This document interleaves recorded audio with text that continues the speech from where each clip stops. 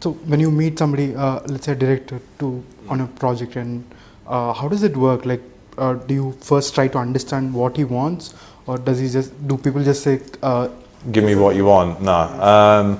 Always, again, because this is, like I said before, not only a collaborative effort, but also, like I say, throughout history, art has always been a paid gig. You're always working for somebody. So in essence, we've got to give the client what he wants, without any shadow of a doubt. That's the key thing. We've got to satisfy the client.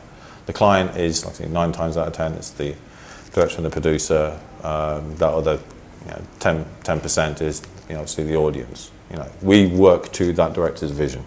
We work to that, or that producer's vision, depending on who's got the creative control. So we will always initially sit down with them and say, right, what is it you need? What is it you want? Break down the shots, break down the story, and then bounce creative ideas. Then we work towards that, but also give creative input within there, because that's part of the creative discussion process. If they don't have any idea, sometimes we just get briefs which are, we don't know. Give me something like that. That's kind of cool. Give me something like that. That's a sort of, that's the homage to or inspiration therein. So give us something that looks like that and doesn't behave like that, but that's the sort of palette, that's the mood board that we're going for. Here's a selection of stuff that we like. Give us something that's like this, and we need to not only plan for it, we need to shoot for it, and we need to do the post work for it. So the entire thing needs to work from the get-go, from the initial discussion. So we'll sit, we'll bounce, we'll design, we'll pass storyboards, we'll pass mood boards, we'll pass animatics. So all the full creative process before we even go to shoot. And while on set, we'll do post-visualization and direct painting there on the spot as necessary. Case in point with Bahubali, when we were shooting the city centre, we had live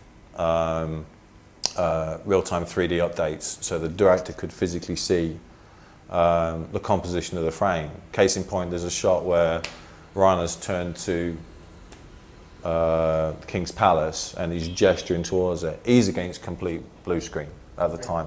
He doesn't know where the heck it is. So we give him an eye line, and B, we have on a separate monitor on the spot. We have another cabin out the back which we call the visual effects pit of fun.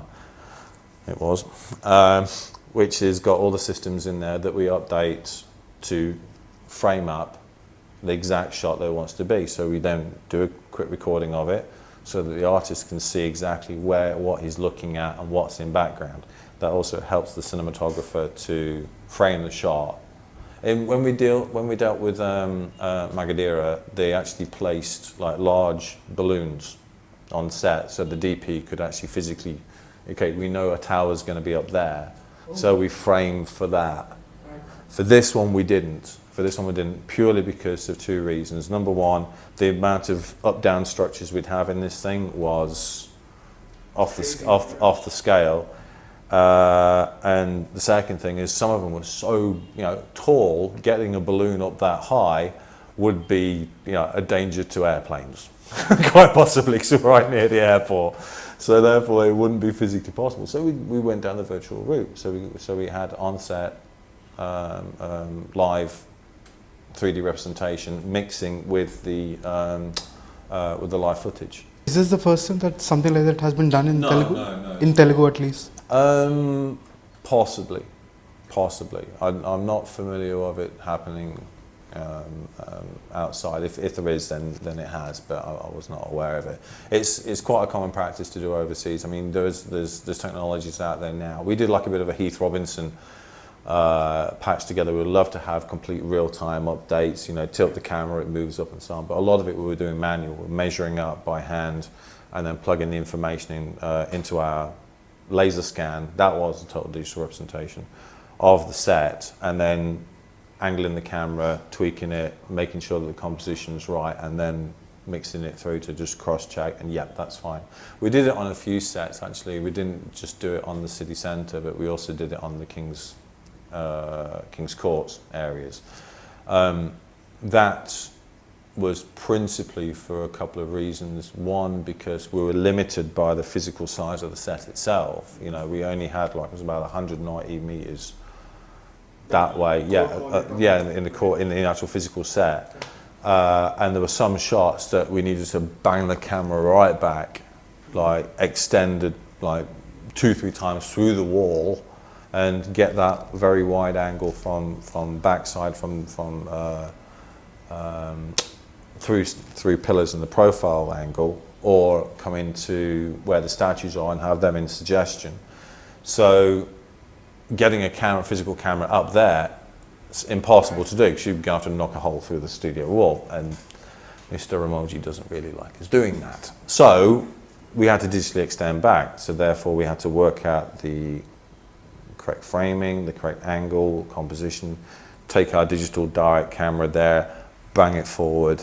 Okay, that's our XYZ location of where this needs to be. And then we've got the issues of perspective distortion because the lensing is going to change, so we have to adjust the lensing for that and shoot how many plates we needed to offset. So all that we calculated on set, on the spot, when the director's like, oh, it'd be nice to get a camera up there. I had to push that back and calculate it there on the spot, and then rush and give the notes, right, up there, shoot on that, this lens, and so on. And it worked. Yeah, bit of mental calculation, but yeah, it worked. Digital makeup or facial replicas, or whatever you want to call it. So it's not. It's lighting is one thing. So it's obviously when one tends to block a shot, let's say someone blocks a shot with in a live shoot, they wouldn't necessarily use the principal talent. They'd use a stand-in. So the DP would light for the stand-in, then they bring the stand-in out, and then they get the principal talent in and shoot the scene and so on. Similar thing works for us, so we get a stand-in and shoot reference, and then on live we'd actually shoot lighting references to make sure the physical lights that you've got, say for example in here,